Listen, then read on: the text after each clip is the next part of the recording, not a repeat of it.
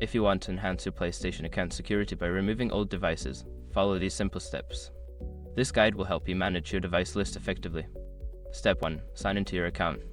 Go to the PlayStation website or open the PlayStation app on your device. Enter your account credentials to log into your PlayStation Network PSN account. Step 2. Access account settings. Once logged in, navigate to the account settings. Look for the option labeled Account Management or Settings depending on the platform you are using. Step 3. Find Device Management.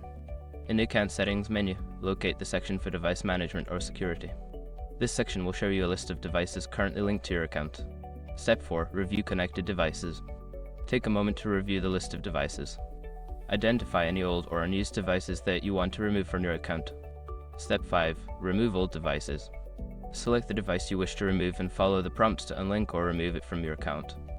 Confirm the action if prompted to ensure the device is successfully removed. By following these steps, you can keep your PlayStation account secure and free from outdated devices.